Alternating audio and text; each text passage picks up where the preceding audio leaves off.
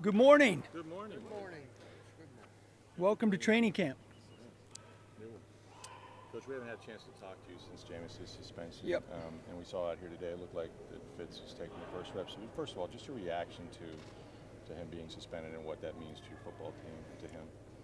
Okay, well, my reaction is that, the league took action, and we don't have control of it as a team. We have to deal with it, and we have to get ready to play our first 3 games. We have to get ready for the season. Get ready for the season. And, it's disappointing. It's disappointing that Jameis put himself in that position and put our team in that position. But at this point, it's done, and we have to deal with it. How do you plan on working in the reps of Fitz and Jameis going through the training camp here? All right, so, if nothing crazy happens, Fitz will be our planned starter, and so Ryan Griffin's the backup, so he's 1 play away. And, we still know that Jameis is going to be back after the suspension. So luckily for us, we have 3 quarterbacks that know our system, and we have confidence in all 3 guys.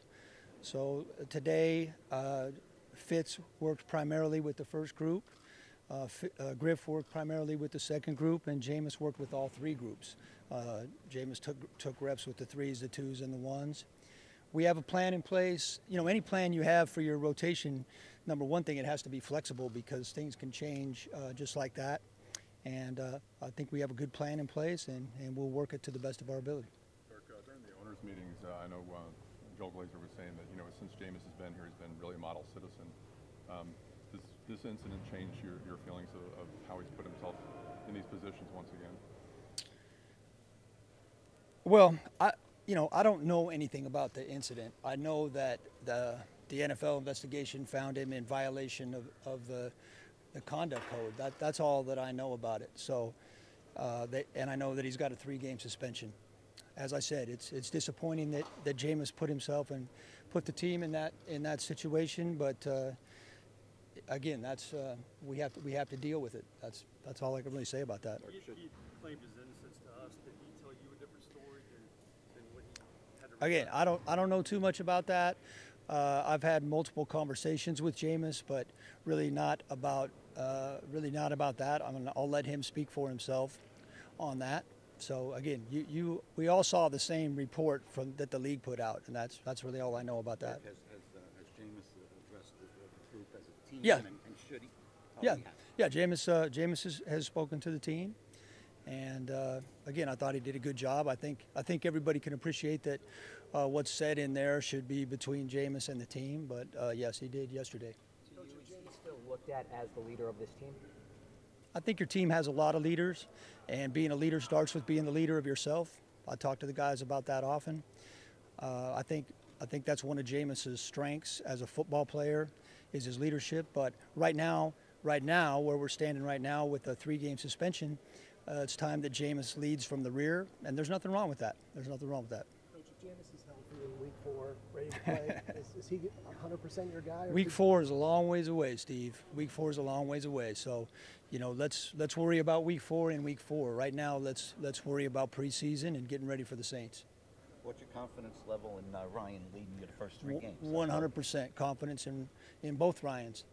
I've said to you guys multiple times, if a guy makes our football team, I have confidence in him. That's simple. So the 53 guys that we settle on for our final roster all have confidence in all 53 of them.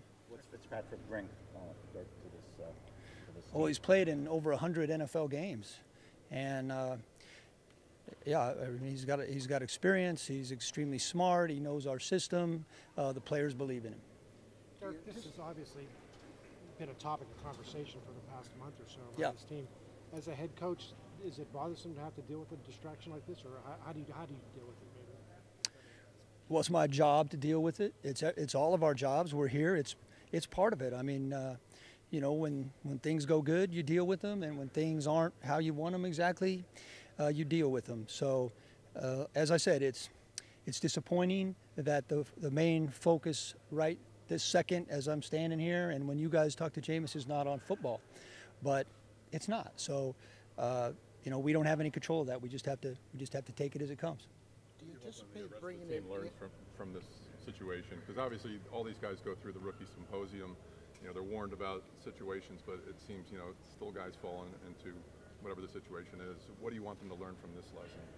Well, that's an obvious question. I mean, you know, you have to take care of your business just as a person.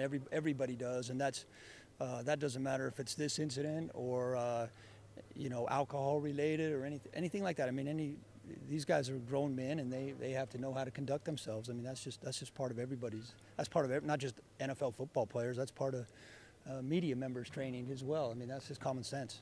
Any chance you might bring up a veteran backup in case of injury, or are you just going to go with the Ryans and go that way? Yeah, I mean, Ryan Griffin is a veteran backup. I mean, he just hasn't played in games. And Ryan Griffin suffers from the old catch-22. He's been in the league for 5 years, 2 with the Saints and 3 with us. But Coach, how do I get experience if you don't give me experience? And that's, you know, that's one of the difficulties of the way the calendar works now. And unfortunately, Ryan got hurt during preseason last year. It's tough to get your third quarterback at the time experience. But we've kept Ryan Griffin around here for 3 years because we believe in him and we think he can play. He's got to get his chance. This was a possibility going back to last November, I guess. And did you prepare for this in signing Ryan Fitzpatrick? Was that, you know, I mean, it was always possible he was going to be suspended, right? I don't know the timeline on any of that. You know, I don't really know the timeline of any of that stuff. And when you re-signed Ryan, was that in mind? That not necessarily. No, I mean we re-signed Ryan because unfortunately, as I said, he got hurt in preseason last year. And we think Ryan Griffin has a lot of upside. I can't prove it other than what I see in practice and what I hear in the meeting rooms. But I hope during the preseason he gets a chance to show himself. So with respect to Fitzpatrick, was that any thought about this could be an inevitable? Well, then, no, not with that. At the time of that, again, I don't know what the timeline of the suspension was, but until Ryan Griffin does actually prove himself on the field, we're all going to sleep a little bit better at night with an experienced backup. Does it disappoint you that Jameis didn't appeal the suspension? I don't know anything about that, Steve, about the appeal. You know, that stuff is, there's a lot of things. I wasn't involved in any of that stuff. You know, week 1 of the regular season's a long way away. Any chance that Ryan Griffin could have a chance to earn that job for week 1? It would have to be something that I can't foresee right now. And, you know, because, you know, Fitz played so well when he got his opportunity last year. So I don't know what that would be, barring injury, but, you know, you never say never to anything.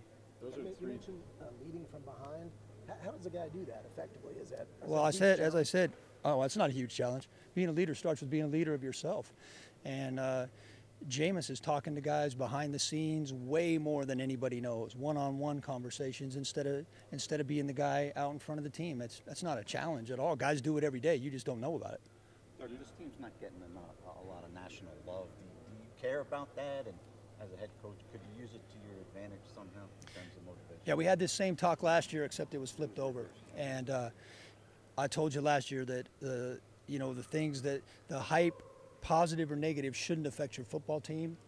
Do I talk to guys about it one way or another? Sure, I talk to them about it, but you know, all that matters is what you do on the field, and that's what we're building towards right now. Dirk, obviously, Jameis is the big storyline today, but what are you excited about with this training camp? What are some of the areas that you're looking Thank forward you. to? Yeah, thanks.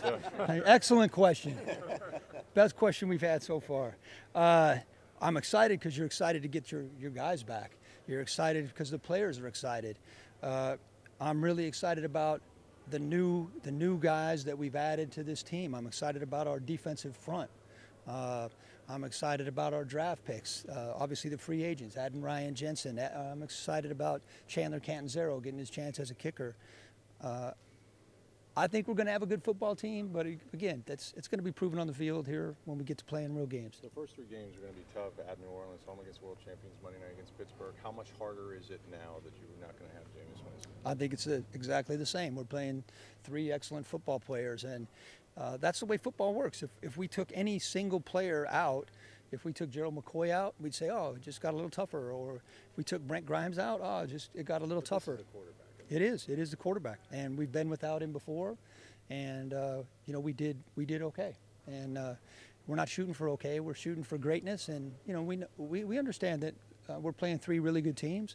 We need to be worried about one of those teams right now, and we're a little bit a ways from that, but that's where we're targeting. Last question. Did Jameis apologize to you? I would say that conversations between Jameis and me should probably stay between Jameis and me. Hope you can respect that.